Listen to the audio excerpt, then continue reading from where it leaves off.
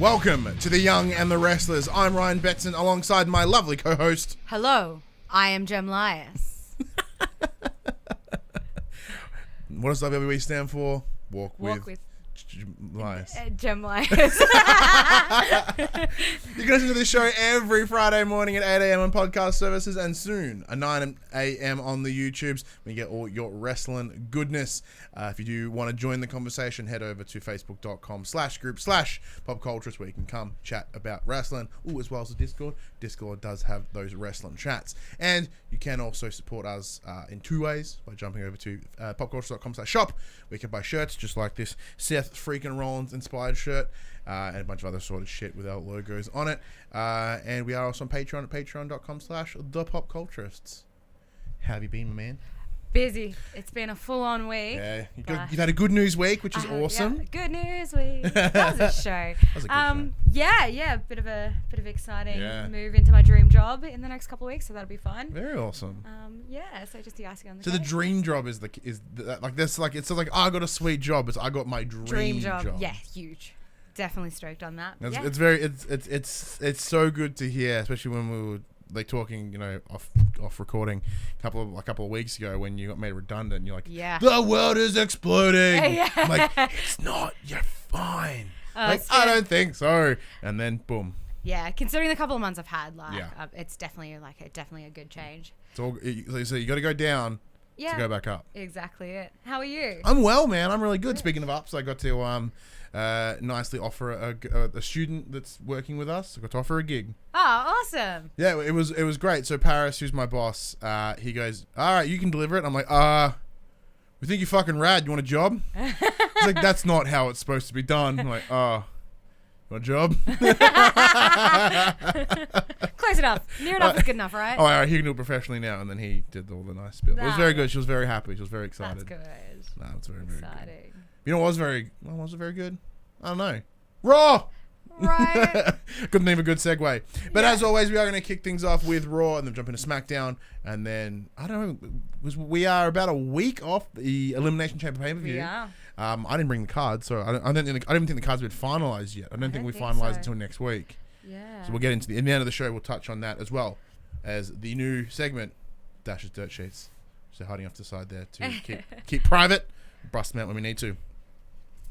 Raw kicked off this week in, I believe it was Ontario, Canada. Yeah. Not its correct title. Starts with Stephanie McMahon in the ring, getting ready to introduce Becky. Now, this was originally announced shortly after last week's SmackDown. It was on Twitter. I remember saying Stephanie McMahon has invited Becky to Raw. Yeah. And that title is incredibly misleading because it should have read Raw this week. I was like, oh my God, Becky's coming to Raw forever. Did you see Becky's tweet though? She was like, "Thanks for the invite, but I'm already there." I was like, "Yes, she's here! She's part of Raw." I got really excited, and then look how hard I core. I just picked that fucking audio. I'm like, "Oh shit!" I know there's the draft later, the shake up later in April, of course, which you got confirmed today is the 15th and 16th of April.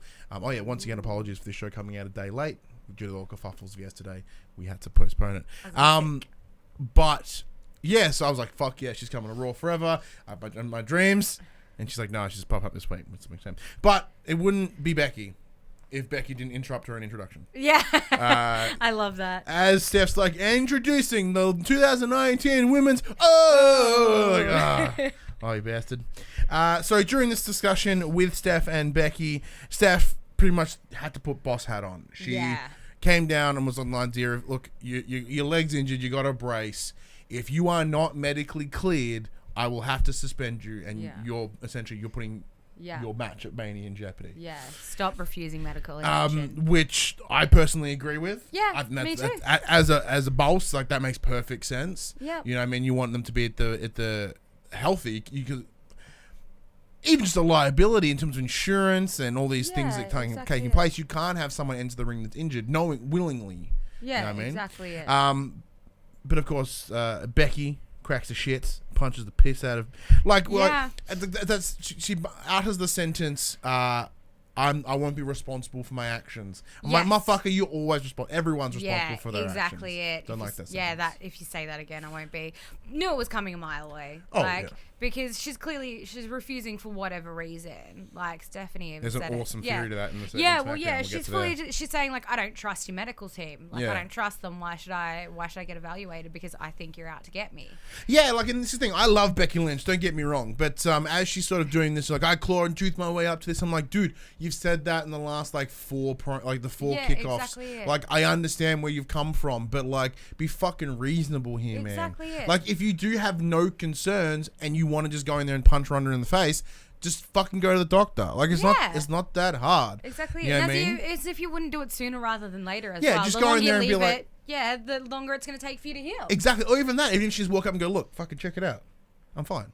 Yeah. Like, it hurts, but it's not long-term damage. Yeah, exactly. Give me a week and I'll punch her in the face then. Yeah. You know what I mean? Like, we've got 2 months to Mania. If she does happen to be injured, that's enough time for her to get to a good place. Exactly it. If she's not injured, fuck yeah. I mean, she can have a good 2 months and just punch other people's faces on their way through. Exactly I it. can't wait. Because, you know, as we'll get to in SmackDown, Charlotte wants to try to fight her way in. Yeah, of like, course. just fucking punch her for the next 2 months. It's all good. But during this laying down the law, you know, Becky Lynch, you are suspended from WWE effective immediately. Mm-hmm.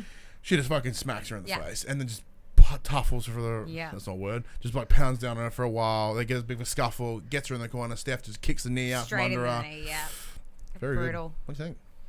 I'm torn. I don't know if maybe, I don't know. I feel like maybe there is something there on Stephanie's behalf. Like maybe there is something there that she's trying to push, you know.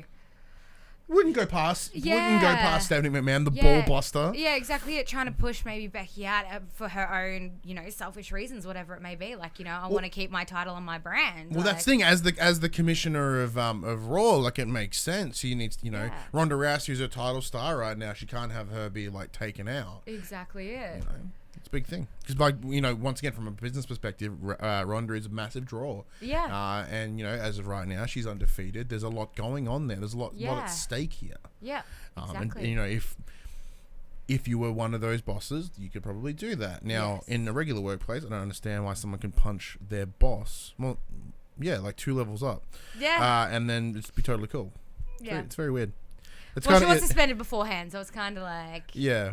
Punishment before the punishment. Yeah, but like she's suspended, then punched her. It's like, well, that you should be fired. Yeah. Like if as of almost a week ago, no, 2 weeks ago, 3 weeks ago, 2 weeks ago, where Braun Strowman was nearly fired for flipping a fucking car. Yeah, like punching the boss directly should have got her fucking fired. But then AJ slapped Vince in the face and nothing and happened it was to cool. him. He's like, oh, I provoked him, I guess. So Yeah, no, exactly fuck. it, right? Stephanie did provoke. So after all this, Becky does get escorted out, understandably. But during as Ronda makes her way to the ring, gets all up in her shit and delivers a very understandable. She's like, "You have put our match in jeopardy. Like, just like you, I want to do this match.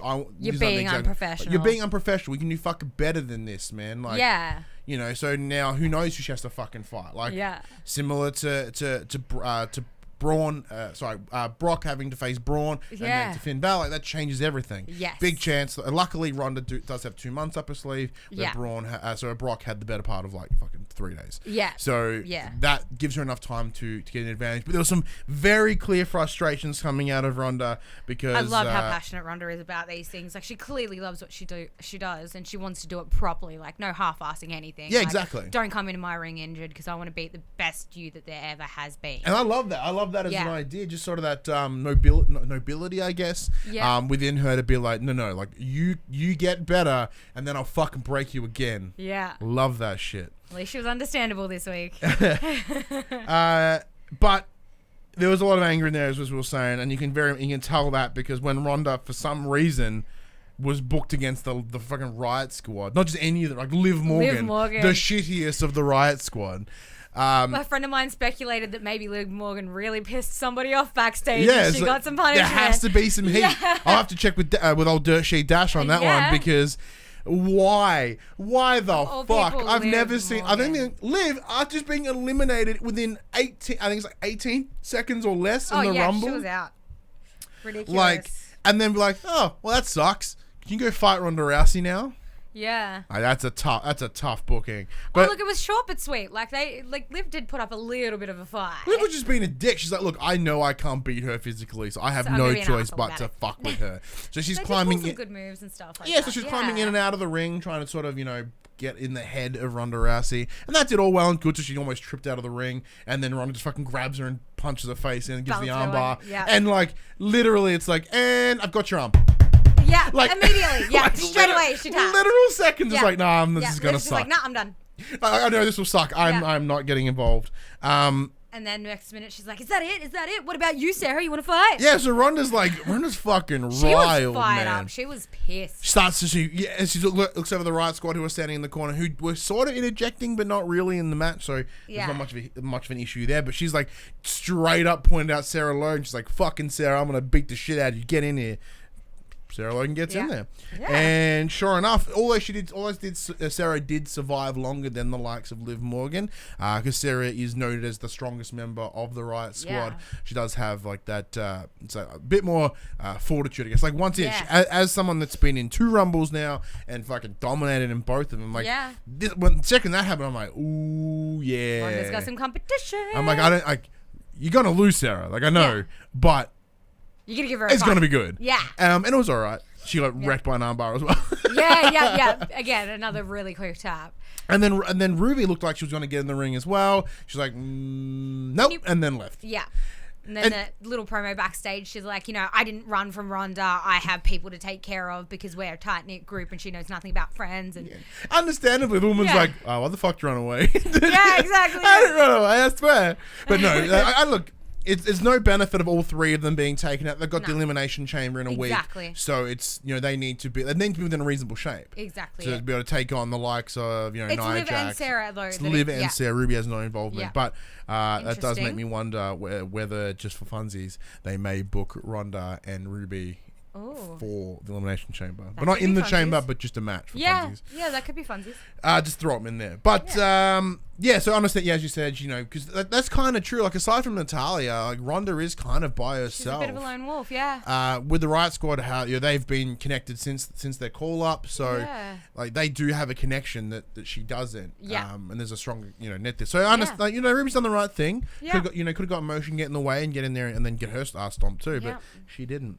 Yeah. Next, we saw Sasha and Bayley, the Boss Hug Connection, hang out and then approached by Alicia Fox and Nikki Cross for what's the word I'm looking for? Not elimination match, a qualifying match for the elimination chamber match. It was the last qualifier too. Correct. Yeah.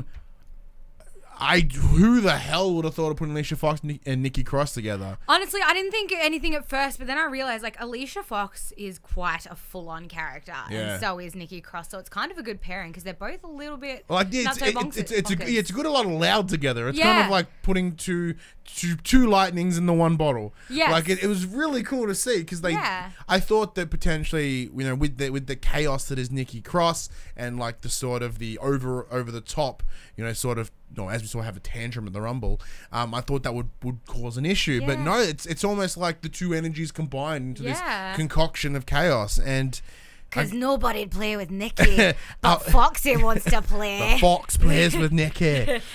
She likes chaos. I'm like, oh, you hurt me when you're look, I love you, Nikki. I think you're great. You're doing such a good job up on the main roster now, but change that slogan. It's a bit jarring. But yeah, as we said, so they it is a little bit. Chuck, you want to play? So this was looming into a match that was coming later in the card. Next we saw was a 4-corner tag team match for a shot at the championship title. Yes. It was between our boys, Heavy Machinery, Stakes and Weights, baby, versus the Revival, Lucha House Party, and the B Team. Yeah. So it was Metalik and Kalisto from Yes, the Lucha House yes. Party. Thank you very much. Now we'll just get right out of the back because it doesn't really change anything. The Revival did get the win. Yes. A little disappointed. I did have my personal hopes on Heavy Machinery, as we mentioned, because we're very biased. Yeah. But Lucha House Party can suck it. B Team, fucking know who they are. I'm sick of the Revival. Yeah. But see, this is something I love about Heavy Machinery. Even though they lost, they're cross-branded at the moment. They haven't picked their home. So we're seeing them on both shows, and I'm loving it. Like, the more I see of them, the more I get into it. I love the Caterpillar. I love the Compact. I like everything they do. I'm just all about. Yeah. So, like, watching that match, I was super stoked, and I was all about it. And then, of course, the Revival. And I was like, how long are we going to drag this out? Like, look, the Revival are an exceptional tag team, and like, so for that reason, I make sense, you know, in terms of why competitiveness, why they would have won. Like, they are probably one of the stronger tag teams in that very good at capitalizing on things. Like, the B team haven't been on TV in fucking weeks, so yeah. I can only assume it's the that first I've seen of the B team. I can only assume that means no matches, so therefore they are unprepared, unexperienced as the moment, and they'll get wrecked. Yeah. House Party, I just fucking don't know how they work. Yeah.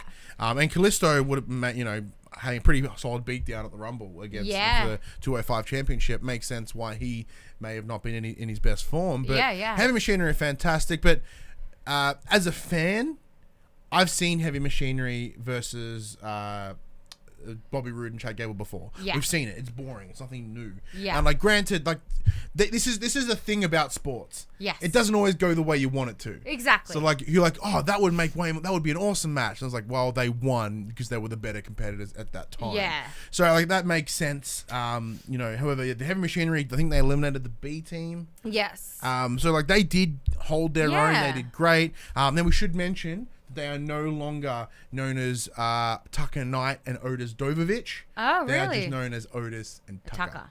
Interesting. Which is a bummer because Dozovich is a fucking awesome surname. Yeah. Especially when you're the Heavy Machinery. Yeah, if anything, exactly they should just renamed him Dozer. Yeah, exactly it. I like that. Just want to put that out there. Yeah. Just a little niggle that I noticed. They came up and I went, Yeah. Yeah, it's like the whole Andrade thing again. If Andrade works because it still sounds cool. Like Andrade Cien Almas sounds awesome, but Andrade. Like, that sounds like a villain in like a Mexican soap opera. Yeah, definitely. Telenovela. Yeah, Andrade. Andrade. Yeah, Andrade. Ay, Dios mío.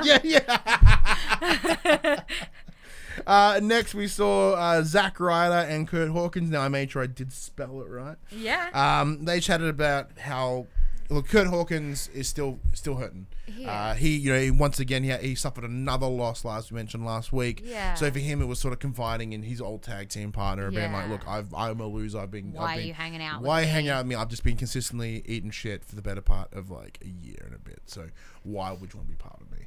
And Zach's like, look, I've been in the same boat. Like, I've not been booked for a while. I've made TV once last year.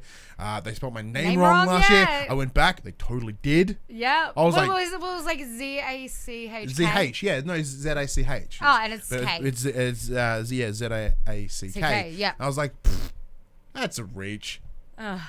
And it's like, Fuck. well, yeah, clearly, Yeah. like, you're a loser, done, I'm man. a loser, let's be losers together. Let's be the ultimate losers. Yeah. And I like that, that was the a ultimate losers. Yeah, that was really sweet. It was. Like, it just shows that, like, definitely makes somebody like me feeling like a bit of a loser. I'm like, there's hope for me. I too could be Zack Ryder. Yeah. I'll lose 257 matches. Like, although it didn't like move me to a lot of sadness, it was cool to see them come together, and it makes me hopeful that we're gonna see that streak broken. Yeah. Because I don't know about you, even though I've not seen a lot of Curt Hawkins, I feel like I had a lot of fun. I am going to chant the living shit, and I'm like, I will literally be like, when he gets the win. Yeah, for sure. It'll be a huge moment for him. But speaking of actual sadness, though, next up was a segment with spoken on the future of Kurt Angle. Yes. So Kurt Angle comes up and to talk what feels like it was going to be a retirement speech. Yeah. Which broke my heart personally. Yeah, I was real sucky. I was getting all welly. Because I wasn't ready. I was. Yeah, definitely not. Like, I've seen Kurt Angle my entire life. Kurt Angle's sort of been there since I was little, and anytime anyone retires, especially after they're in the Hall of Fame and they're still working. I think it's 2-time Hall of Fame? Yeah, something like that. So it really gets you sort of like, it breaks your heart that you're like, please, no, don't do it. Like, I know you're going to, but please don't. Yeah, so up thinking he talked about how he replaced, so the three I's that he lived by, which two of them I forgot to write, the third one, was intelligence, integrity, and something. Intensity. Intensity, thank you. Write that down. has been replaced with 3 Ds: doubt, defeat, and depression. And that really broke my heart. Yeah. Because even though he looks like a giant fucking thumb, I love him, and I think Yeah, he's great. he does. And I want to see Kurt Angle forever. Because my son loves yelling, "You suck," and if the less we see of that, I'll be Speaking sad. of that, I love that he turns around and said, "And I've always had you guys all to remind me of how much I really suck." And like you could see it was doing all The the crowd's like, tongue in "Woo, cheek. you suck, It was super sweet. That was cute. I have developed a bit of a soft spot for Kurt Angle. I don't know what it is. So He's just a treasure. He is, like, he's great. I thoroughly enjoyed him as a GM when so I've now gone back and watched a ton of 2018. I thoroughly enjoyed him as a GM. I thought he was great.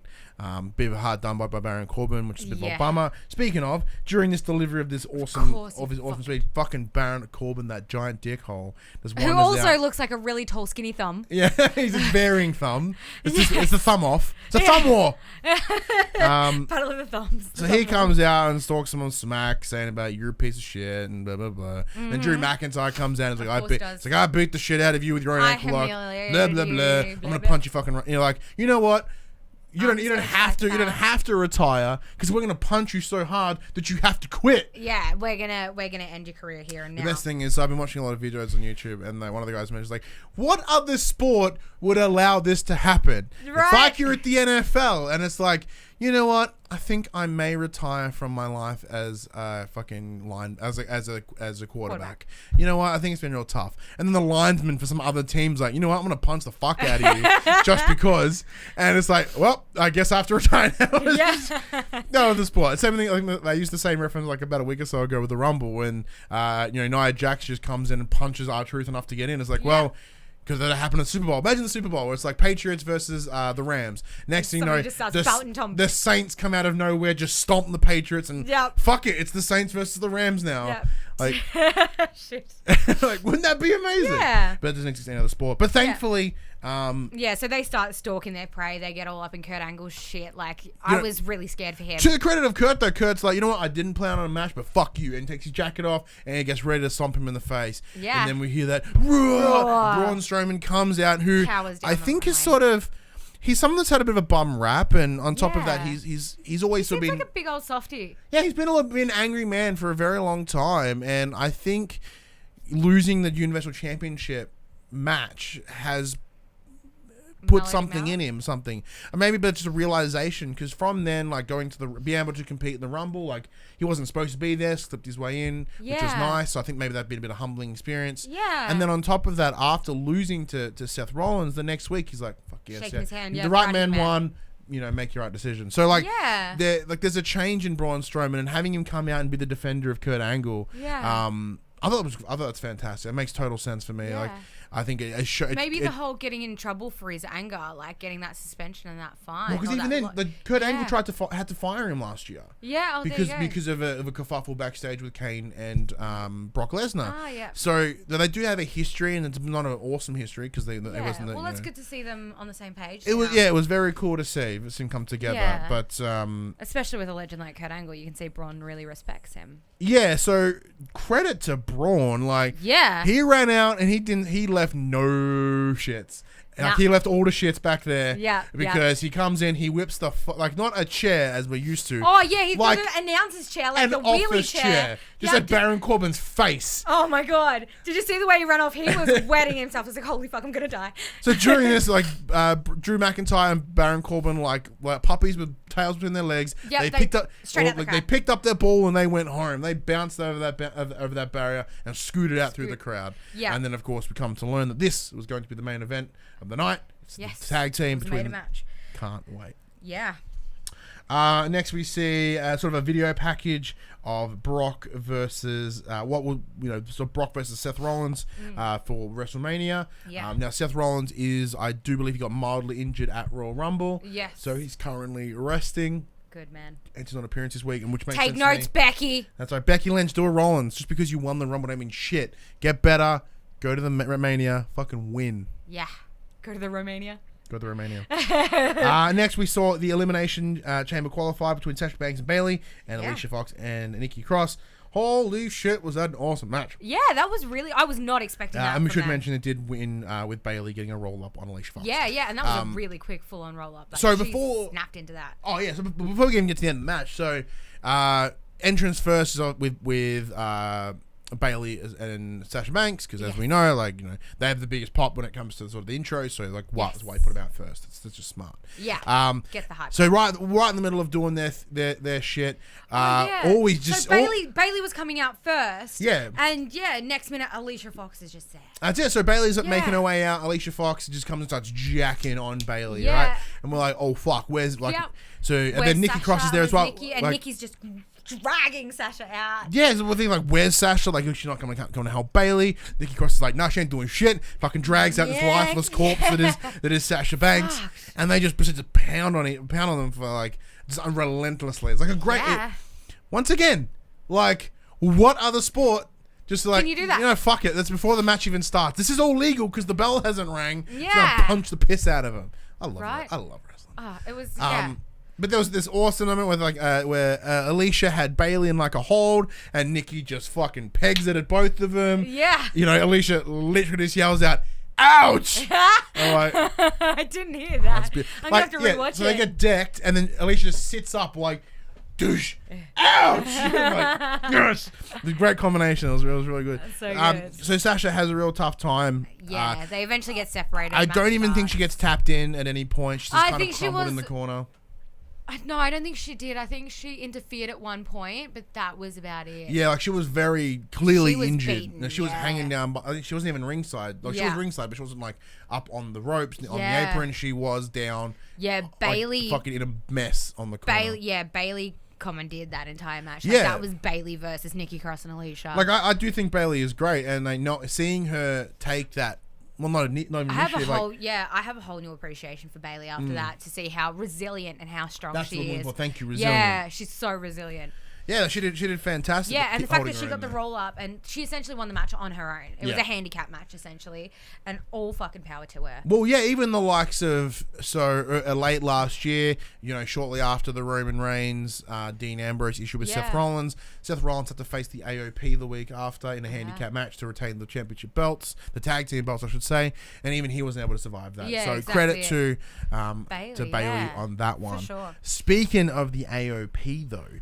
Moving into the next section, we see Apollo Creeds. He's being asked by some random chick to be like, "So, what do you think of this fucking tag team?" And it's like, "Why are you asking Apollo Crews?" And right. It was a bit weird.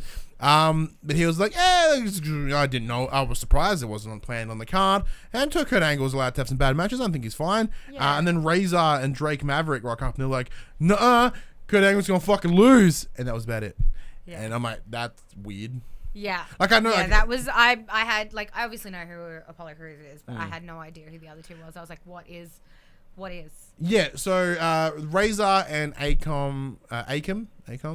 Yeah. So they are the authors of Pain, the AOP. They're the two big burly dudes from NXT. Yeah. They got called up last year some point, and they were holders of the tag team championship. The Raw tag teams for a while. They did, as I mentioned, they did take it off Seth Rollins last year, but they did lose it to Bobby Roode and Gannon. I was going to say, was she speaking to Apollo Crews because he was there when Curt did his promo and he started walking in? Apollo Crews was there shaking his hand? Yeah, it makes sense. Yeah. Because they talk about, because the little, is the little one Razor? Yeah, so Razor and Razor is the big dude. Okay. So it's Razor R, not Razor. Razor R, R-A-Z-A-R. Okay, Razor R. Drake Maverick is the small dude that pissed his pants at the Survivor Series. I forget who grabbed him by the throat. Was it Big Show? I think it was Big Show. Big Show fucking grabbed him and just held him up and he just straight up pissed his pants. Oh, wow. Awesome. Well, yeah, he did say something along the lines of like, don't worry about him, man. He's just upset that his childhood heroes, whatever.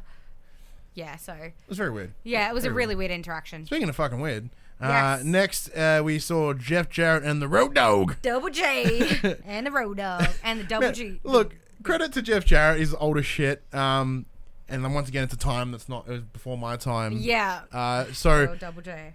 It was very weird to be like, you know what? It's like, that's J-E-double-F. He's going to do his whole name. He's going to do his whole name. E-double-D. And again. I'm like, don't fucking do it again. Yep, and again. Yep, and then they sing their little song. Again. Yep, I get that. Yep. I literally wrote here, that song went for days. Yeah. Fucking it went days. forever. And then finally, hello, I am Elias. Hello, I am Elias. Saying that though, like, I know Road Dogg at least. I know him from old DX days. Yes. So getting to hear like I got 2 words for you. I'm like, okay, that felt good. Yeah. I don't know if Jeff Jarrett is. But every time he says it, I get a little bit like, I reminisce to last week. Degeneration. But so they seem to be continuing this beef between Jeff Jarrett and Elias. Musician versus musician. Yeah, to music off, makes sense. Yeah. To me, personally, it's just a match, really. Nothing about this won me either way. One thing I do not understand, and I sit there every match I watch of Elias, and I think, how in the fuck do you wrestle in jeans? Yeah, I do wonder that. It's like, well, Dean Ambrose wrestles in jeans too. Baron Corbin wrestles in a fucking suit. I don't. His jeans are too tight to be wrestling in. Please just put some shorts on. Or get some jean shorts like John Cena. Like, come on. But keep your shirt off. Huh? Yeah. The less clothes. That's why I said shorts. The less you wear, the better. Yeah, shirts. Elias. It's for your flexibility, man. It's nothing to do with that. We want to see. Did you watch the halftime show? Do a guy from Maroon 5, Adam Levine. Just get all your gear off. Just take everything out. Get them man titties out. Ugh. Hello. I will. While we even watching that, should we be watching the WWE halftime heat with the NXT guys? I'm just talking about photos I've seen on the internet. Oh, I'm just saying. Should also watch that instead of the halftime heat. Or saying that, side note. Apparently they played a lot of because I love early Maroon 5, Songs About Jane is a fucking exceptional album. Yeah. Before they got all dumb and stupid. And apparently they played a lot of songs about Jane. I'm like, oh, I'm conflicted. Oh no. So I have to go back and watch it. But yeah, that was the whole Elias Jeff Jarrett. Yeah, so Elias gets the win. So Road Dogg does a nice bit of interception, being like, Jeff Jarrett tries to fucking obliterate with the guitar. The guitar doesn't break. Just caves in his back. I was so disappointed. I was like, wow. I wanted to see the explosion, but like looking at him, like, that still fucking hurt. Yeah, definitely. There's a chunk missing out of his back. Next, we got a backstage section between Dana Brooke and Natalya. Natalia seems to be packing up a bunch of shit, which makes no sense because she didn't fucking do anything in this episode. So I don't know why she's packing up stuff. And Dana Brooke's there having a chat to her about, look, I'm really sorry. We cost the tag team match last week. I was nervous and I said some shit I shouldn't have said. I was doing it to hype myself up.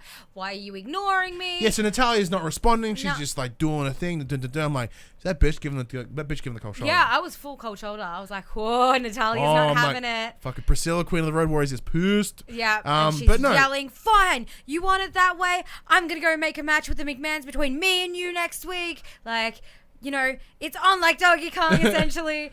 And then, if anything, Dana, why are you such a puss? Do it this week. Yeah. Should done this week. I want to fight you right now.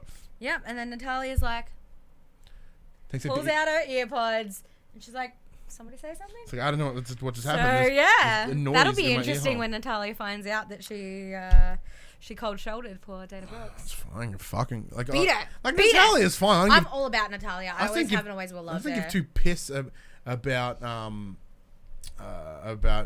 Brooke. Speaking of Natalya, rumor has it from the old Dirt Sheet Dash that the Hart family will be initiated into the Hall of Fame this year. Fingers crossed. Yeah, so obviously what's amazing is, like, although I believe not Jeff Hardy. I keep saying Jeff Hardy. So there's the three of them, yeah. Yeah. So there was. Hitman Hart. Brett. So Brett the Hitman Hart. He's already been inducted into the Hall of Fame before. The other guy has, but her father. Jim and the Amble Neidhart has not. So this would be a lovely moment, especially after after what we saw last year with the Ruby Riot, so the Riot Squad getting off Natalia's shit about her father who had passed last year. Yeah, it would be very nice for him to win posthumously and for Natalya to accept on his behalf. Yeah, definitely. That would be beautiful amazing to see. That'd be awesome. I've always, ever since I watched Total Divas for the first time and like I got introduced to Natalya properly, I've always been a huge fan of hers. She's like an icon. Yeah, she's like everybody's friend. She's vital to that company. Like she is, even though she doesn't do a lot on screen as much. She does a lot behind the scenes, and I absolutely love her. I think she is just phenomenal. She's a beautiful woman, absolutely stunning. killer physique. Like, she's an athlete and a half. Look how long she lasted in the Rumble, man. She is phenomenal. She's huge. She's great. Love her. So, but I reckon that'd be a good match to see. I think Dana might run for money. It'll be a good match. It's tough when I very clearly don't care about one of the competitors. Yeah. It makes the match very, very tough. And see, for me, I'm interested to see what they can do. Like, I don't know much about her, so I don't think much about Dana. But I'm interested to see what she can bring to the table and if she can win me over. Yeah. Saying that, though, like, the next match, which was originally carded as Finn Balor versus Bobby Lashley. Yes. I'm like, give me fucking all that. Yeah. Because I love Finn Balor, and I was questionable, obviously, because we know from last week that Finn is injured. Well, he seems to be recovering, which is good because he was able to do the arms and stuff this week. I did watch him just... I was like, yes! Side note, obviously, as I mentioned, my son can do the You Suck. We were watching it on the couch together, and he goes, oh, hey! I'm like, that's my boy! I was very proud. So he comes in, and Lio Rush and Bobby Lashley walk out, and they're like, nah, this is not going to happen.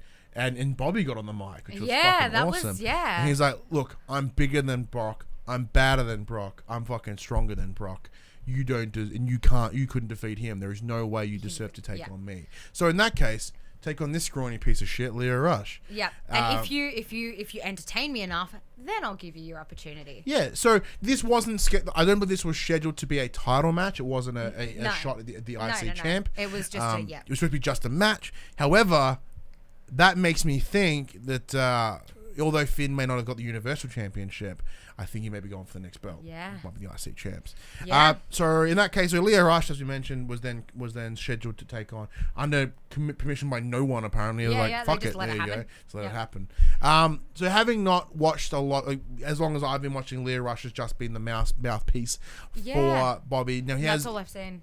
He has done a little bit here and there, but nothing like here. This is the stuff he did at like 205 apparently. So the reason he would have been called up. So what's awesome? This is the first time in a long time that Finn Balor's got to take on someone that is his same height and weight. Yeah. Like Balor normally fights above his weight limit. So it's awesome to see them sort of work with each other that way. I was super blown away by it. I don't know what I was expecting from Lio Rush, but he is ridiculously fast. He is ridiculously bouncy. I felt like I was watching literally like a bouncy ball when you like ping it really hard and you're like... Yeah, it's like watching Pong. It was like... Ooh, yeah. It was the tennis of wrestling. I got dizzy. Yeah. I was like, where'd you go? Like, he did phenomenal. Like, it was great. I thoroughly enjoyed it. Yeah, he's really good at targeting. Like, he's, obviously he knew the ribs and the arm and stuff were injured. Like, he knew what he was targeting. That was phenomenal. Yeah, but of course, couldn't have been done without Bobby Lashley getting all fucking... Of course. Once again, as I say, I am so sick of seeing interference. Interference is the shit. Actually, I think he may have jumped him before the bell even rang. And he did. He beat the living crap out of Finn before Lio even touched him. As you know, it's all legal. Because the bell hadn't rang yet. But yeah, he got kicked out. It did. So yeah, he actually got booted from ringside. The ref sent him out the back, which makes total sense. Yep. Technically, it should have been a DQ.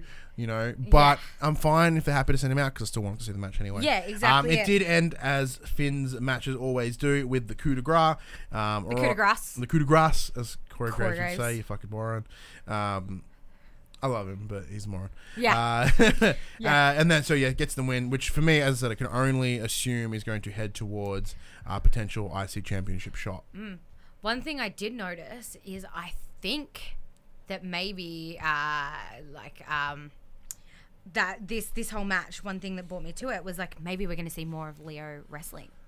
I'd hope so.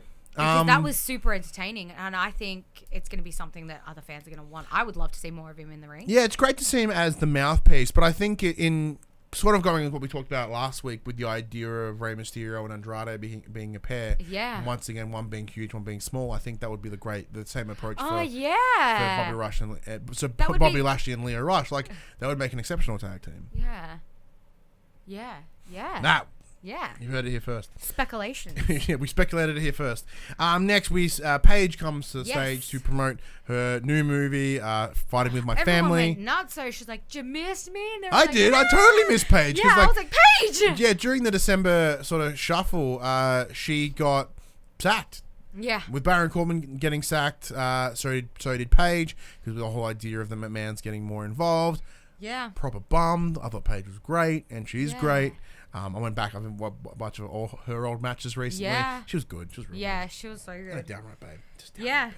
Oh, like my friend, like Josh is just in love with Paige. Yeah. So and like so yeah, she was there to promote Fighting with My Family, which does come out on the 22nd in the US. We don't get it till March 15th or something, like right in the smack middle of March, so we don't get it for a while. Yeah. But when that does come out, we will go see it, and you will get a review from us. Of that. You will. Maybe a single episode, or maybe it's part of another one. We don't know yet. We'll go see it.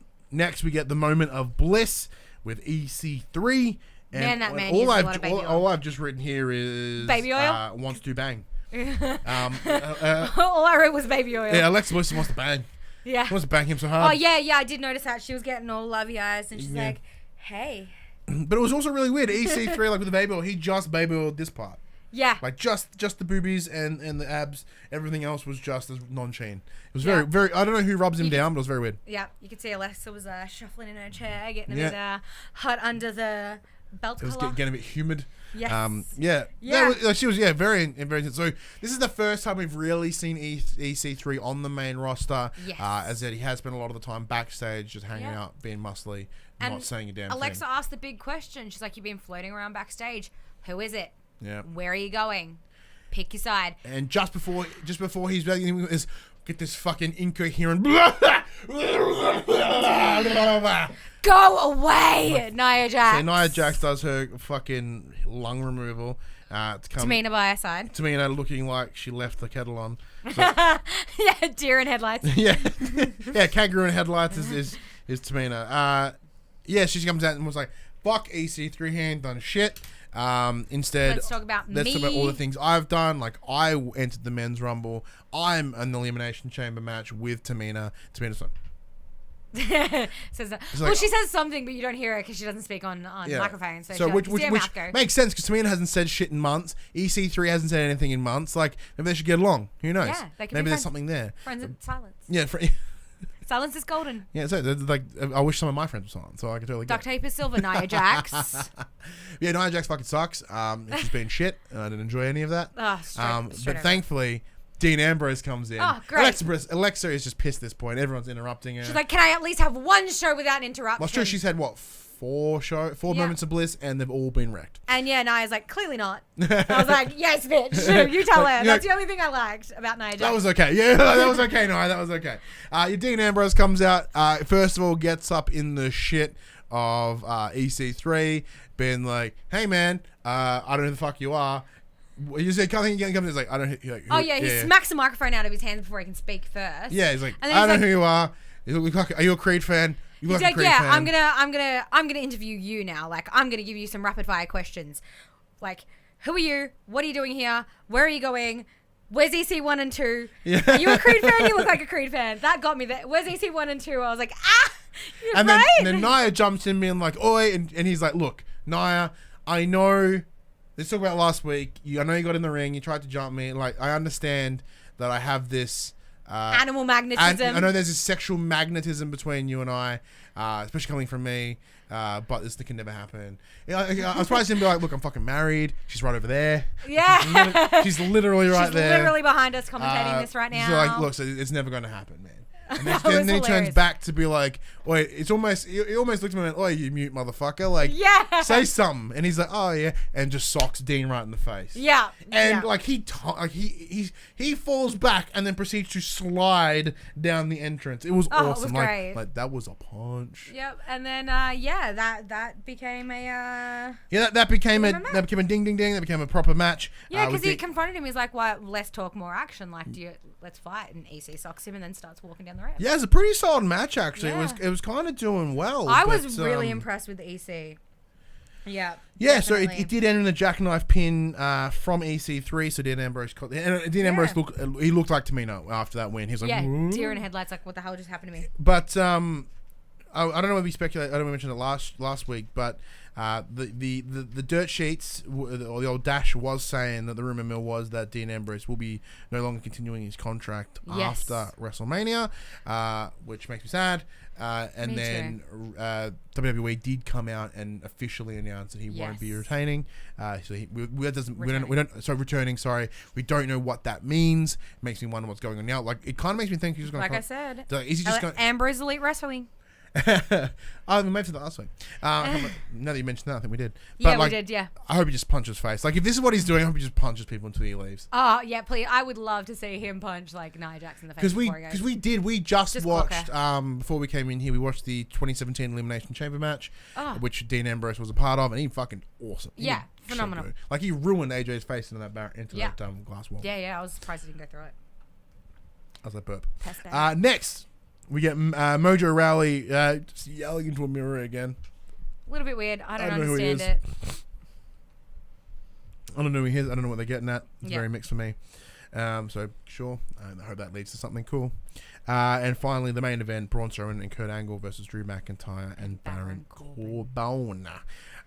Spoilers, it did end with a DQ to Drew and Baron, with the referee getting up in Braun's face saying, "Hey, motherfucker, don't touch them, otherwise we will DQ you." Yes. And Braun's like, I don't care. Got angry. So Braun's like, I don't care, and then proceeded to punch. Yes. And although I was disappointed because I would have liked to have seen the win. Yep, clean win. It makes sense. Having Braun receive the dirty for a number of weeks, like last week he got slammed down, and then last year getting slammed enough to have to get fucking surgery. Yeah. Like, it makes sense why by Braun wanting to get that energy out. Now, he got some of that energy out at Royal Rumble, being the one to throw Baron out of the ring. I think what triggered him, though, was like they were like Baron and Drew were targeting Curt hard. And I think that triggered something in Braun that was like, no, like, I saw this shit happen to me. I'm not going to let it happen to him. And that's why I was like, you know what? Don't care. DQ me. I'm helping this guy out. Yeah. So there was some nice sort of payback in, so as during that match last year that did cost him his elbow, there was a lot of stare involvement. So Braun's like, fuck it, throws a stare. Baron and Drew got it in, because they obviously had the upper hand. They were beating into Curt, they were beating into Braun, and then they were about to put Curt through the stairs in the middle of the ring, and then next minute Drew gets the drop. Rolls off to the side. Baron gets the drop, and then the episode just ends. With Baron Corbin like crucifixion laying on the middle of the ring. I'm like, this is the shit. And then the old thumb gives Braun a hug, and he's like literally barely touching his nipples. I'm like, man, Braun, you're a one tall dude. But that was a phenomenal way to end. Like, I was really happy with finally seeing Drew and Baron get what was coming to them for a long time. But having it not being a clean win, that's definitely a bit of a bummer. But at the same time, like, I saw the how it felt side of it. Like, I'm not gonna let what happened to me happen to Curt. I don't think we're done with this. No, definitely not. I said if Kurt Angle is looking at being the man he does want to retire and step aside. I don't think he would want to go out on a loss or a DQ. Definitely not. So for that reason, I 100% imagine we'll see this again, and ideally, who knows how it's going to go down. Curt will get that win, and I don't know where. Well, he did win the win a gold medal with a broken freaking neck. So let us know what you thought of Raw this week. Let us know in those comments below, or head over to the Facebook or the Discord channel. Links are in the description, and chat to us about the wrestling. So how do you rate this week's episode of Raw? I give it like 1.5 thumbs up. I was definitely impressed, but there were some sort of things I was a bit like, I agree. I give it out of 2. I give it 1 Kurt Angle thumb and 1 Baron Corbin thumb. It's not quite as thummy, but it's about halfway. Well, Kurt Angle's an entire thumb. He's a full thumb. He's maximum thumb is that Kurt Angle. Yeah. Definitely. And that does bring us into SmackDown, which did air on the 5th of February. SmackDown Live. And it was also I believe it was in Canada too. I think everyone's hanging out in Canada. What's going down in Canada? The problem is I've pronounced it as Canada for years just because I'm an idiot. Not because I'm an idiot. Like I didn't know it was called Canada. I say it ironically, but then it became part of my vernacular. And every time I'm like, oh, Canada. Yeah. It's become I've part of asked a it. teacher before what's it like in Canada purely accidentally. Yeah. And I was like, Canada. She's like, Canada. Like, I'm aware. But just said it wrong. I corrected myself. Yeah. Anyway, back to Canada. Yeah, speaking of Canada, so SmackDown kicks off with Charlotte's music pop. She wanders in, looking good again. She's Yeah, she looked mighty fine this week. I know she's rocking a Louis Vuitton belt the last couple of weeks. Yeah. So I guess Louis Vuitton are decking her out or in some capacity. Yeah, no, she's looking good. She's a snack. They explain that expression. I've never heard that expression before. It means like you look at them and you're like, oh, you're tasty. I want to eat you. Scrumptious. Okay. Yeah, like a snack. Oh, Yeah. very cool. Yeah. Very cool. But a snack. I understand that. Yeah. A snack also implies it's a probably food you shouldn't eat. It's very bad for you. Yeah. I get ya. You're a picnic bar. You're a Mars bar. You're a Snickers, baby.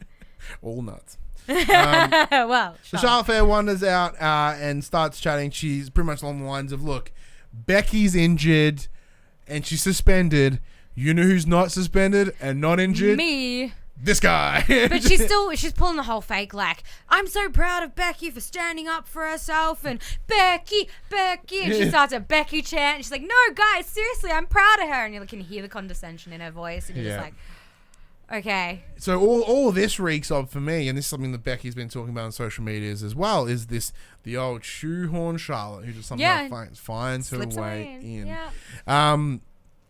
And then Becky just comes in from the crowd, which what I thought was amazing. I forget the exact line, but she said something like she said something about Becky stealing something. I think it was someone's entrance. Stealing. She was like, no, she's mentioned she was stealing like someone's thunder, and she's that unoriginal. She even stole Roman Reigns' entrance. Yeah. I was like, oh, yeah, and she's screaming for security. Security, did you check her tickets? It was very good. Funny. So like Becky comes straight in the ring, and Charlotte, she was just there. She was up trolling up a storm. Yeah. So she was just like in her shit. She is like an IRL keyboard warrior. It was amazing. She's just, I love it. I love that side of Charlotte. I love that real I love it. In order to keep things under wraps, though, Triple H does rock up, gets right in between the two of them, and Becky's like when your sibling is in trouble and you're not, you're behind your parent going, that's pretty much what it was. Yep, Charlotte was there while Becky's getting scolded, and she's like going off, and Triple H is like, this doesn't concern you, get out. And Charlotte's like, yes, ma'am. Yeah, yes, sir. So she walks out with her tail between her legs, gets escorted out.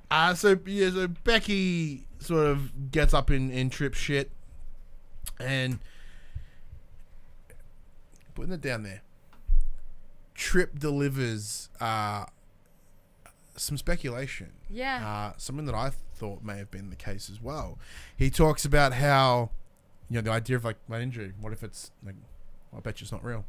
I bet you were uninjured. I bet you were finding excuses to get away from stuff. An example, because he talked about the idea of Survivor Series, and so at Survivor Series, you were this close to having your shot at Ronda Rousey. You were given the main card to that. Yet the SmackDown, sorry, the Raw before, you literally went in here and self-sabotaged yourself by getting punched. But before they get to that, obviously Triple H comes out and he's like, "What are you doing here? You're suspended. You can't be here. You need to go home." Yeah. And as he's trying to leave, so I'm getting ahead of myself. As he's obviously leaving to, get her out of there, she's like, "How's Steph? Ooh, is she medically cleared after I punched her in the face?" And then that's where Tripp is just like, you know what?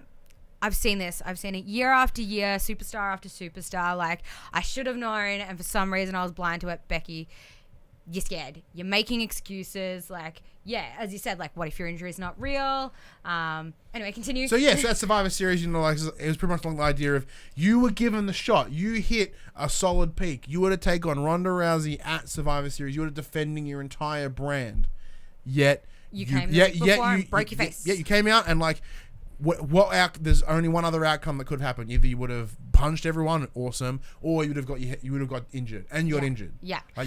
Which I didn't know. He did say you walked out with a broken nose, so that was her broken face. Her nose got broken.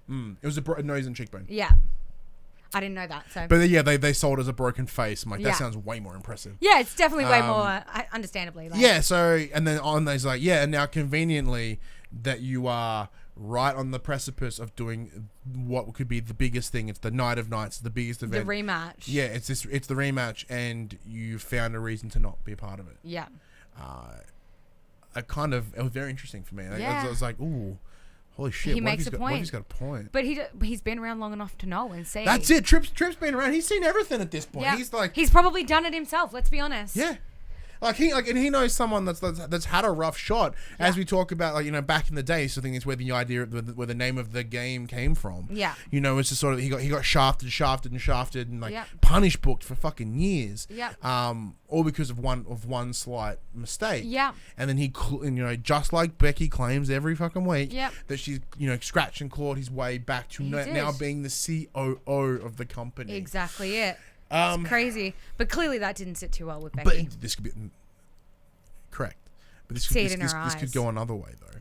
Yes. As mentioned, as we saw a couple of weeks ago, Triple H very clearly being the cerebral assassin that he is. Maybe he's just fucking with her, in the same way he was fucking with Seth to get the best out of Seth. Yeah. Now, with Triple H not having obviously being the COO, he has an invested interest in all of it. But NXT is his shit. Like he has a very invested interest in NXT. Yeah. So with with Shane McMahon having SmackDown and Stephanie having Raw, he has no horse in this fight. Yes. Which is a horrible sentence because that doesn't make any sense. Yeah. I think it's horse in this race. Yeah.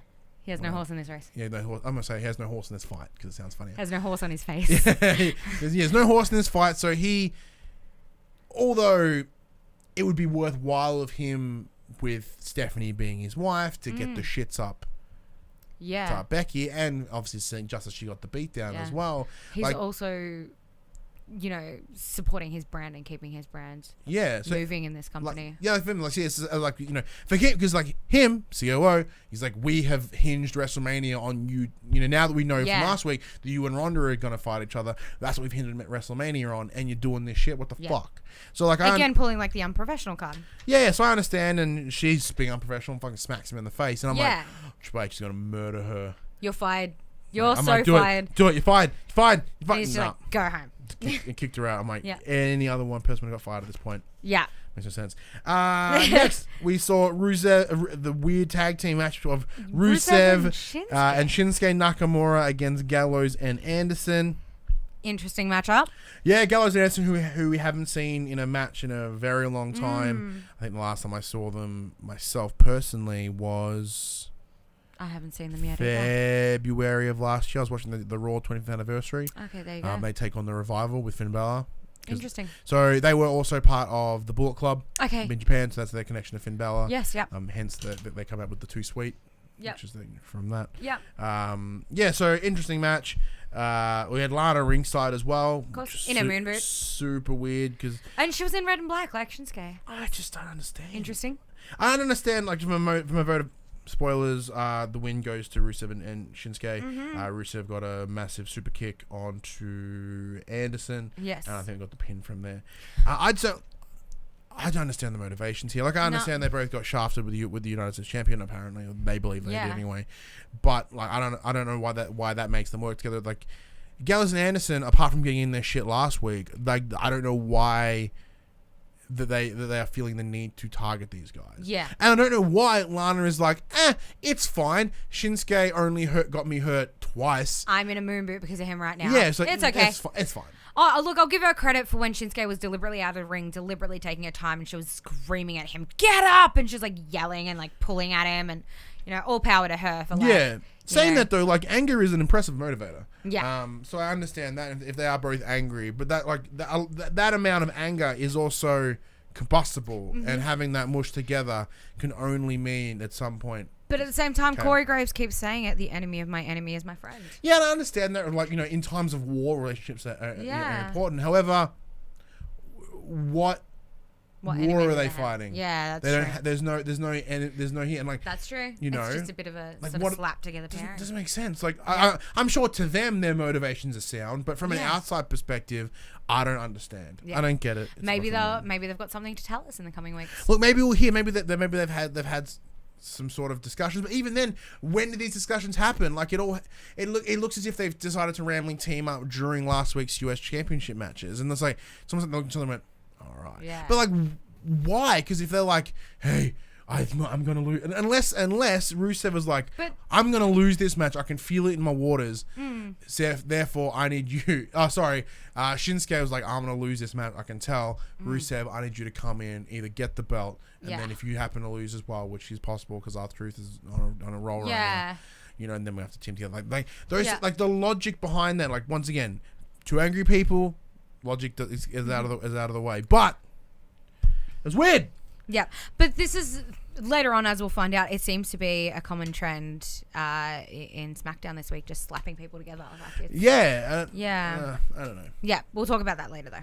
It's weird. So then we get a promo from Mustafa Ali about his match later on the night with Randy Orton. Then the Usos announced that they'll be on the Miz and Mac TV. So, Tell them, Oos. Oos.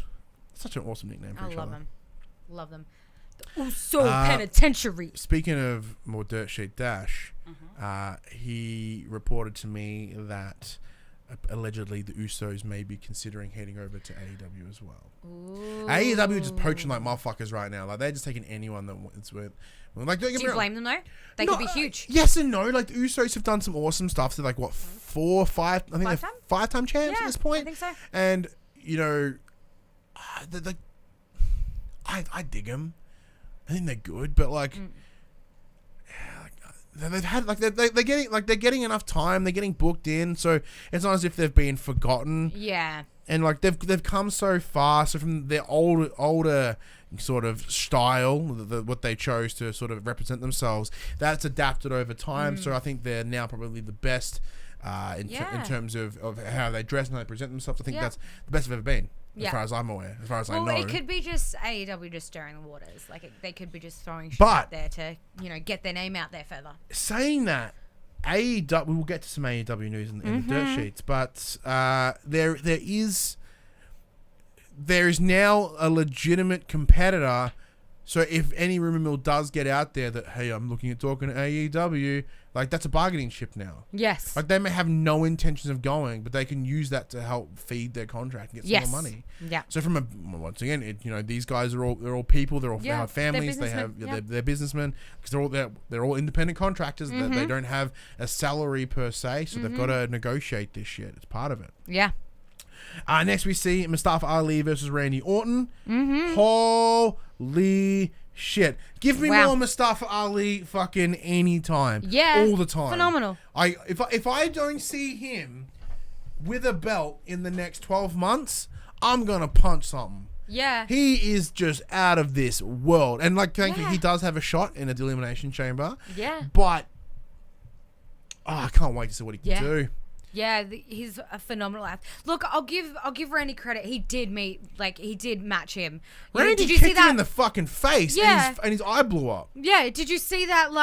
When Randy pulled Mustafa off the top rope and then RKO'd him midair, freaking ridiculous. Well, that was the finisher. So it did end with surprise RKO on Mustafa Ali getting the pin, but. It's this weird thing. So there was a point where Mustafa was about to do a flip onto Orton, and Orton got the RKO ready. Mustafa's like, aha, and then took advantage of that stun. And he clearly studied his competitor, which I admire about Mustafa. You're actively learning your competitors. So I think he's going to come into that chamber with an upper hand because he's clearly studying who he's up against. I do wonder where, because as we know, because it's hard to counter the RKO when he manages to do it. The eliminate, the RKO is a massive finale, a massive finisher. Huge. As we've seen, it ruins anyone. Yeah, and he was able to. He was able to counteract that, which means, obviously this one super caught him by surprise because he just got yanked off and bam. Seeing Randy fly up into that RKO was just insane. And so Randy even gave him that cool flip, when he runs and millisecond flip where he mushes him down. I forget what it's called. It's like a power slam. It's like a power slam, but not really a power slam. Yeah. Moving into what would be the Elimination Chamber match with Randy Orton's in there as well as Mustafa Ali, I think it all comes down to where Mustafa is going to be placed. So as we know, for sure. I kind of have a feeling he'll be in one of the pods, and then obviously that's all that's all random from then on. But I think he would really benefit from hopefully if fate works his way, he comes out of that pot a little bit later. Yeah, definitely. Saying that, like, that's for him to have a chance to win. But I think in order for him to have the best match for us as fans, I think he'll need to come out earlier. Yeah. But it wouldn't surprise me if we kick things off with Daniel Bryan and AJ Styles in the ring, and then the other competitors come in. Yeah. But yeah, obviously we, as usual, with leading up to any match with Samoa Joe in it, he rolls out. Yeah, so which I don't have a problem with. I'm on the Joe train right now. You know what surprised me? It seems like the universe is too, because everybody was up in arms and super excited about Joe being there and locking in that cocaine just clutch. after Randy Orton gives the RKO, takes him down, he's about to get up and be the Viper Man. Coquina clutch. Coquina. I intentionally tried to sound it out before. I'm like, Coquina. Is there an L in there? So Coquina? Is it the Kalula clutch? No. I think it's COC. Coquina. It sounds like that's what they're saying. I'm going to call it tequila clutch. The tequila clutch? Gives him the tequila clutch, and then like tequila does, it passes him the fuck out. Yeah. And then, while during that, he did then also stomp on Mustafa Ali, who already had injured face. And that's great. Some more.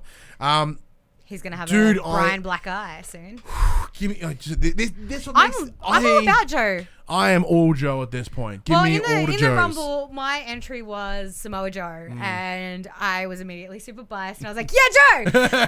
But the more I've been watching, the more I've been like, I am into you. Like, you're definitely a like, especially solid if you go back to what he was like in Impact and TNA. I think it was TNA. That's where I first discovered him, was TNA, and I was like, whoa, this guy. He's really, like, he had a mad feud with AJ Styles last year, which I think culminated at Super Showdown, I think. Which is here in Melbourne, which is great.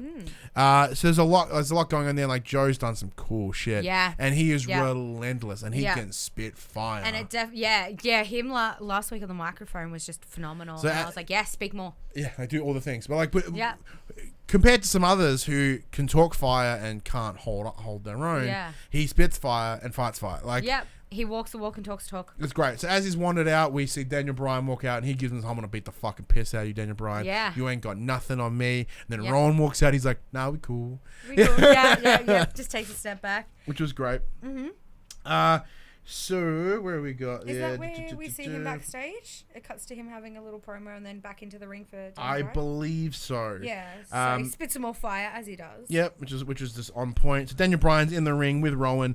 And the eco-friendly championship belt. My bad. We weren't in Canada this week. We were in Washington, the home of Daniel Bryan. Yes, because everybody was losing their shit over Daniel Bryan. Because what is it? They were saying he's Washington's something son.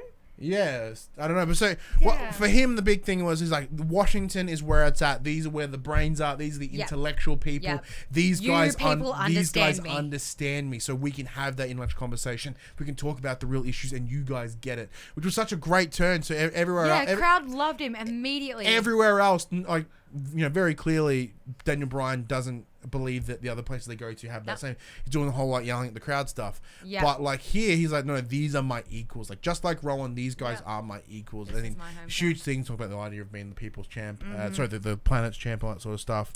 Even though sorry, go ahead. I was gonna say, even though obviously Daniel Bryan isn't the most favored at the moment, they were still all on his side, and even though the Yes Movement is dead, they were all like, yes, because he was talking to them like they were his intellectual peers. It's this weird thing. So although you say he may not be favored, but he may not hometown heroes are always. I don't think he's favored in the WWE, but we as viewers and watchers, we're like, give me all of this. Just give me all the Daniel Bryan you can. Like, I need all. Like, this is so good. No matter what he does, he does it amazingly. It's the same conflict. Like, everything he says is like, yeah, you're right, but don't be an asshole about it. It hurts me that you're right. Because you're such a dick about it. There's nothing to be a butt about it. But SJW, as they say. I don't know about you. I can't. Talk to me. I think we may get Bray Wyatt. As I mentioned last week, with the idea that the Wyatt family has dispersed, everyone's out and about. Often. Well, do you think is it Bray Wyatt coming back, or do you think Daniel Bryan's going to take the Bray Wyatt? I think he's pulling Bray in. Nikki's getting him in. Like, listening to his speech. Now I watched this like 2 days ago, so I don't remember what was exactly was said. But the notes I've written here were hints at Bray Wyatt. So it wouldn't surprise me if we either get either Daniel Bryan or the other member of the Bludgeon Brothers. But I know he is injured. He wrecked his wrist in a match a while ago. So unless he's gonna, it doesn't mean he can't come back. But once again, being medically cleared may be an issue. Yeah. Yep. But Bray Wyatt's been gone for a while, and I. Obviously, at some point, they saw themselves on the same level. That's why Daniel had sort of been part of the Wyatt family. Intellectual peers. That's it. And I said, if he's going about intellectual peers, I do think he will bring Bray into the fold. Interesting. And I can't wait. Yeah. Although Bray Wyatt looks like he smells. He does. Yeah. Dreadlocks, not a good time. He's looking like he's not bad as Post Malone, who looks like he proper stanks. Yeah. But Bray Wyatt looks stanky. Stanky. Next up, we get Jeff Hardy in a locker room explaining how he believes it's bullshit that Daniel Bryan mistreated the championship belt as he has. Something that he's won and treasured for a very long time. Yeah, because with the almost like as we saw like last year, the 2 decades that Matt Hardy has been doing all this. Jeff Hardy. Sorry, Jeff Hardy. I get so mixed up. Once again, because Jeff has the face paint. Matt Hardy was connected to Bray Wyatt last year. Yes, he was too. Yep, I saw bits and pieces. Throwing me. It's not woke. But yeah, so then AJ comes in and be like, "No, it hurts me more." He's like, "No, it hurts me more," and they're like, "They're gonna fight. They're gonna be a fight. It's gonna be great." Because both these dudes are going to be a part of the Elimination Chamber match as well. So it was definitely a bit of it was It was really good. Next, we got a 3-way tag team match. Now, this was pretty much a precursor to what we're going to see at Elimination Chamber. It was a good way to sort of see what SmackDown has to offer for the Women's Tag Team Championships. So their final tag team for SmackDown was announced, which was the pairing of the Fabulous Glow, Carmella, and Naomi. Yep. Makes sense. I said makes sense, and they both dance. Yeah. Put them together. Yeah. Saying that over the week, between this recording and the last, the Iconics did announce on... Iconic! Saying that, I'm like, hope they win. Win it for the Aussies. Yeah. Win it for the Aussies. Like I keep saying, I hope they win it and then they defend it the next night and they lose it. Yeah.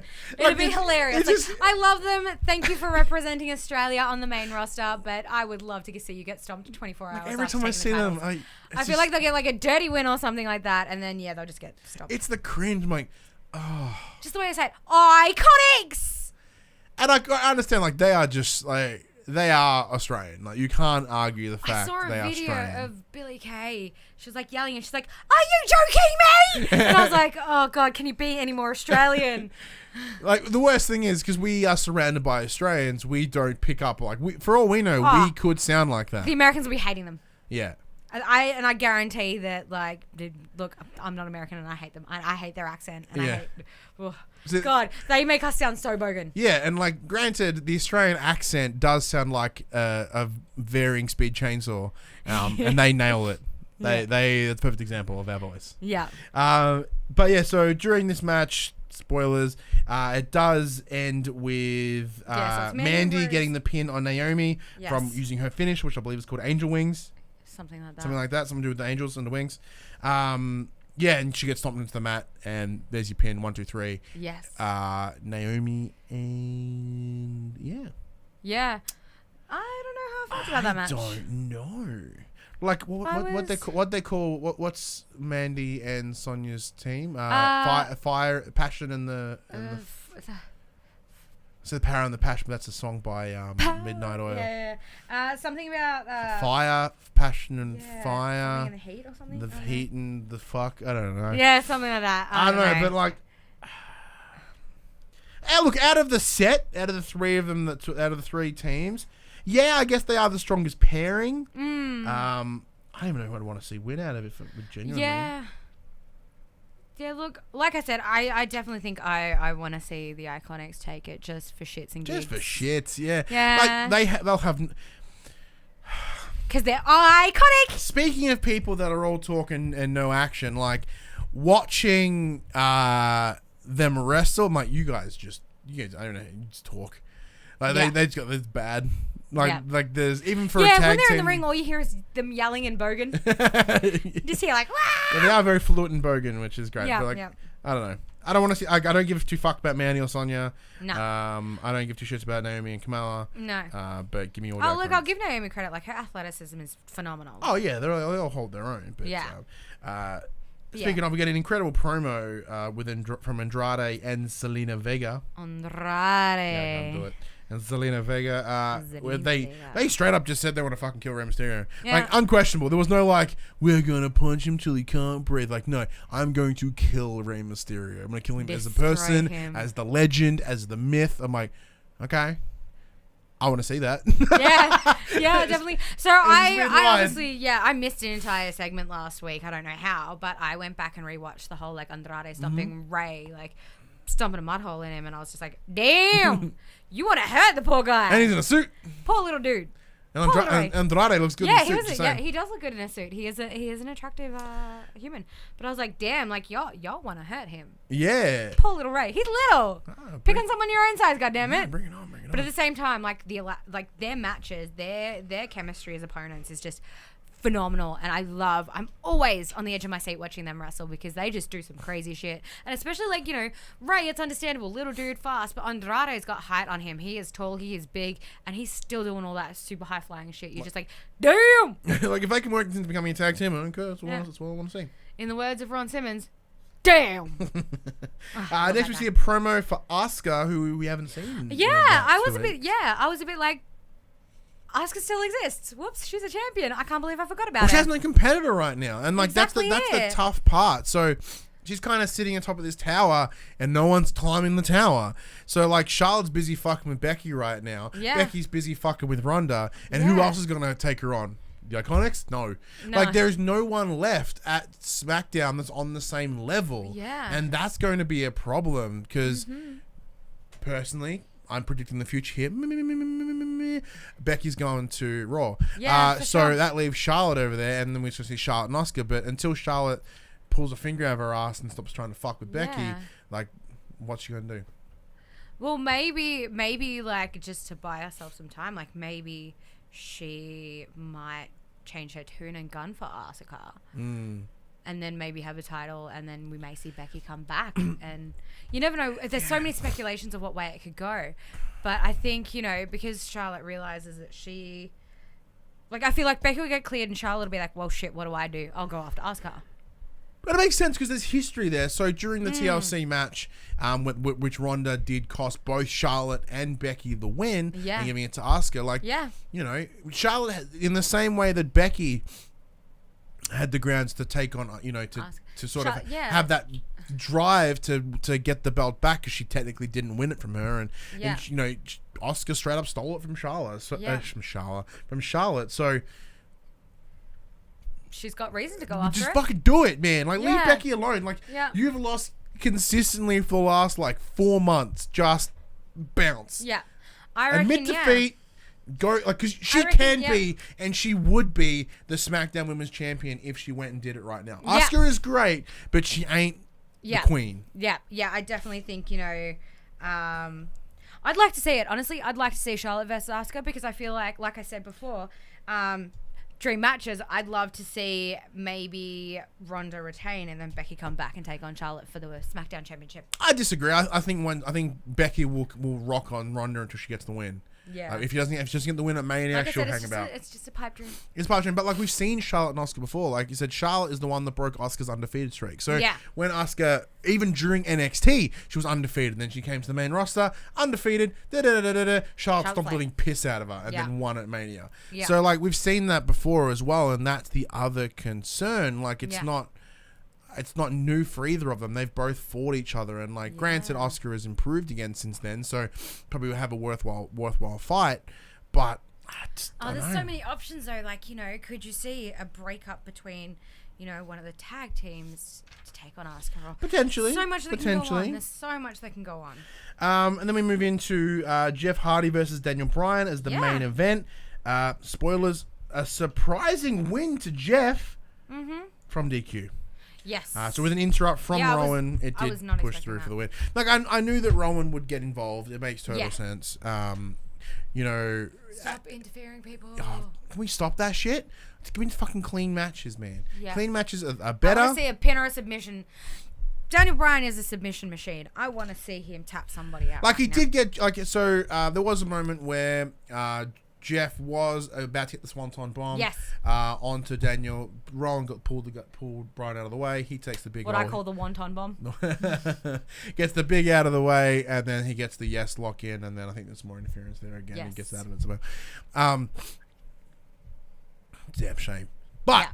But it was a good match. It was a solid match. I thoroughly enjoyed it. And then after that, we then get Randy and AJ and fucking Mustafa and Joe. And a rematch of last week. Anyone that's in that chamber match just came out and was like, nah, fuck all this. Bam, bam, bam, bam, bam, pow, punch, punch, punch. It was kick, great. kick, kick. Daniel runs off out the back and, you know, grab a belt in hand, or, you know, makeshift belt in hand, runs out the back and Lee's like, hey, what are you running away for? It's just like Ruby Riott all over again. And he's like, I'm the champion forever. And I just had to get out of that. I just had a grueling match. Why are you here? Why are you asking me questions? What do you want to know right now? Yeah, Roman's not my bodyguard. He's my friend. He's my intellectual equal. So why are people jumping on him? And I was like, all right. I love, again, he's another one. I love watching him cut promos because you can see he's super passionate. Yeah. Like, I love watching him speak because he gets so angry and he gets so into it. And I'm like, yes, make me feel it. And he does. Makes me feel indeed. Yeah. But let us know what you thought of this week's episode of SmackDown Live. Let us know in those comments below as well in the Facebook and the Discord channel. What do you think of it, man? I was really impressed with this week. Obviously, there were that triple threat women's tag match was a bit like meh, but for the most part, I was all about it. I reckon I give it another 1.5 thumbs up. Yeah, I'd say 1.5 Kurt Angles. 1.5 Kurt Angles. Moving into the final section of the show, which as always is Dish in the Dirt with Dirt Sheet Dash. Dish it. So, he has given us 4 bits of news hot off the press. Now, one of these I did literally see external to old Dirt Sheet Dash just before we started recording, and one I saw earlier this afternoon as well, which I think is mad. So, we're going to kick off with the hugest news to come out of the wrestling scene, and that is the world's hottest in-demand free agent, Kenny Omega, is no longer a free agent. He has signed with All Elite Wrestling. Dash has written, well, the rumors were all true. Kenny Omega has signed with All Elite Wrestling, and not just as a performer, but he is one of the 4 executive vice presidents. Omega's role with the company is unclear at this time, but he's now scheduled for a rematch with Y2J's Chris Jericho at AEW's Double or Nothing. So, having watched the Vegas announcement, so they now this week sort of announcing a bunch of talent coming through to AEW. Kenny comes out, starts chatting away, talks about, you know, this is... He's forever talked about wanting to change the world and what that means. So he's like, you know, with AEW, with me being in the position of power that I am, we together with myself, the Young Bucks, and Cody, we can change the world. Yeah. Chris Jericho comes out, just pummels him. Oh. It was beautiful. It was like, oh, it's Chris Jericho. Oh shit. I love Chris Jericho. I've always loved Chris Jericho for that reason. Like, he's just like, bam, done. Like, so, as I mentioned, although we do currently cover WWE, when AEW does hit, we're going to dive into AEW as well. Oh, yeah. Because it'd be great to start from episode 1 compared to Raw and SmackDown, who are episodes of thousands. Yeah. So it'd be very cool to come in at the start and sort of see where it goes. And, you know, document its progress, I guess. Exactly. I think all these may be AEW news. Next up, the Viper, Randy Orton, is allegedly in talks with AEW. With many rumors swirling of AEW making offers to top talent, Randy Orton seems to be the one of the WWE's top guys open to jumping companies. Orton has been vocal backstage and wanting to talk with Khans, who the financial backers and owners of the All Elite Wrestling, and is open to any deal they may offer the former WWE champion. Now, personally, I think this is a play. So I remember there being a deal. I'd say, doing a bit of research, I was sort of do rememberings and whatnot. I did see that he allegedly made a 10-year contract with WWE in around 2010. So he is approaching the end of that 10-year deal. Yeah. But like, if you were smart, you would use AEW and sort of try to get a re-sign in the last year of your contract. Yeah. Yeah. I definitely think Randy's in a really good position where he is at the moment with the WWE, and I don't think, you know, I think it'd be a bit stupid of him to jeopardize that right now. I think, you know, he's right on, especially coming into this year and where he's starting. I think it's a perfect timing for them to be like, hey, we want to keep you on. Here's another, you know. Yeah, like he's a mad draw card, and he's been around for a long time. He's definitely, he's like your Rey Mysterio. It's like he's been there for so long that he definitely brings people. Yeah, you just want to see more of him personally. Yeah, exactly it. Like, hello, have you looked at him? So whether he's here at AEW, Jem's there. Just please let me look at you. Whatever the decision is, she's going to be there. Yeah. Randy makes me Randy. What this looks to be, the next bit is, does it look like that The Undertaker may be heading towards retirement? This one is an interesting one, says Dash. Gonna be the dead man? WWE may no longer want the dead man on the roster, or he no longer wants to be on the roster, vice versa. With the Taker removing all of WWE references on his social media pages and posting more and more pictures of him as the American badass, the dead man may be either A, moving on from WWE, or retiring, or WWE no longer interested in him.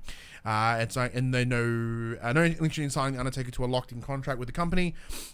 During those in these appearances, the Undertaker is advertising. Undertaker's appearance fee, although his external management company has been rumored to be about $30,000 USD an hour. Wow. So this is the weird line. So reports are stating that although they has removed all WWE branding, at the same time he's never had WWE branding. Yeah. That's what they're saying. So, but although the addition of the appearances is something new, and like that sounds like a man that's, look, I can no longer compete. Let's take advantage of this and let's just go and appear as the Undertaker. Do appearances. Because like the last time we saw him was at Crown Jewel in October, and we haven't seen him since. And he, you know, has been around as staple for years. He'd be in his 60s or something, wouldn't he? Yeah, and as chatting to Dash, he has also reported to me that it looks as if the Taker does not have a carded match at WrestleMania. This will be the first time that he's not been at Mania since WrestleMania 2000. Yeah. So that's the one in the 2000. Yeah. So that's 19 years since he's not been there. Yeah. He's an old dude. He's like 54 at this point. Yeah. It makes sense why he'd want to retire, and if he does become a free agent or let go, make the money as you can. You know what I mean? Yeah, exactly. He's still got to make money like anybody else. Yeah, no, it makes total sense. Can't exactly see Undertaker flipping burgers at the local Burger King. Like I certainly know. Yeah, like I certainly know. Sorry, I just the Burger Taker. Yeah. Wouldn't that be horrifying? You go there and you see the phenom in the drive-through door. Yeah. Yeah. So I don't know. Unlike Randy Orton, I don't see this being an issue. Like there's no way he would go to AEW or anything I don't think he'd sign with anyone else. There's no way he would be even able to compete with the likes of Kenny Omega and Jericho and whatnot. There's no chance. Yeah. Speaking of retiring, with call-ups happening after WrestleMania, it is rumored. We'll get into that in a sec. It is rumored that NXT star Tommaso Ciampa may be heading to the big time in October. For those who don't know, Ciampa is the current NXT championship holder. He is exceptional wrestler, and he would be awesome on the main roster for sure. SmackDown is getting the role. SmackDown is getting the role treatment from. Ciampa will be getting the role treatment from. Wait, what? Here we go. I'm getting two lines mixed up. SmackDown is getting the role treatment from Fox Sports with a multi-million-dollar deal, and he's heading to the prime time slot on an alleged Friday. And Tommaso Ciampa will may be the headlining act as its brand top heel when it is rumored. So they're gonna bring, because he is just he's the best bad dude. Yeah. If they can bring him up, like it would be exactly what they need, and I think he would do an exceptional shake-up of the team, a shake-up of the roster, because this is if this does happen in October, which is when this deal is to kick off with US. So when SmackDown's deal with USA will end and then move to Fox Sports. Yeah. It makes sense to bring someone up awesome that can really do some definitely good stuff. Push it for them. But what is also been additionally rumored is that AJ Styles may retire after SummerSlam. AJ is currently working with WWE on a handshake agreements and has been talking about either wrestling in limited dates or hang up his boots altogether. The later may be the case as WWE wants Styles on more than a part-time basis. So as we do know, prior to, well, I think it was late last year, Styles' contract did come up, and as Stash is reporting, they have gone through different, like, okay, can you do this match? Are you happy to do this? But saying that, reports came out today that he has re-signed on a more of a short-term agreement. Yeah. Because being the champ for the 370 something days he was last year, it's understandable why he might be reluctant to be on a full-time basis. Like, he busted his ass for that year and doing like literally every show. Yeah. So retiring, I don't know. I think there's a lot more in him. But it also comes down to if WWE aren't willing to make that offer, he could probably go elsewhere. Yeah. Like, he could go to Tokyo, so he could go back to Japan again. Yeah. Could go to AEW. Yeah. There are a lot there, but I don't know where this... in demand. Yeah. I once again, Dash is the man in the knowledge. He may be spot on here, but me personally, I think there's a lot more of AJ Styles. Yeah, I think so too. I think, obviously he had a really long run last year. So it may just be as simple as, taking a little bit of a break. Maybe a step away. Yeah. Although AJ Styles may not be done with the WWE, we are done for this week's episode of The Young and the Wrestlers. Let us know what you thought about the show, and make sure you go, you like, you subscribe, you leave us those 5-star reviews on the iTunes and all those sort of things if you've liked what you've listened to today. Follow the playlists. And do the things like share us about. Do you have other wrestling fans that would really enjoy having a good old chat about the ins and outs of each episode of Raw and SmackDown, as well as those pay-per-views? And as we mentioned, Elimination Chamber is a week away, so we may have to, because it's on the Monday. Yeah, I think I'm at work. You got the day off, don't you? Yeah. Are you able to record on the Monday night? We can do the Monday night. Fuck yeah. I'm going to have to watch it at work. I'm going to have to. There's no option. What a shame. But yes, as we said, we are every Friday at 8 a.m. on your podcast services and 9 a.m. on the YouTubes very, very soon. If you want to support the show, you head over to popcultures.com/shop, where you can buy shirts and phone cases and books. Look, I'm just decked up like a champ over here. I've just got all the tanks. The PopC purple. Everything's PopC purple. And if you want to go to the next level, you can always go to patreon.com/thepopculturist, throw a couple of $1 dues our way, and just help support what we do if you thoroughly enjoy it. And of course, Facebook group and the Discord, as we mentioned like 4 times now, in the links down below. But until the next one, I'm Ryan Betson. And I am Jem Elias. We'll see you guys next week. Bye.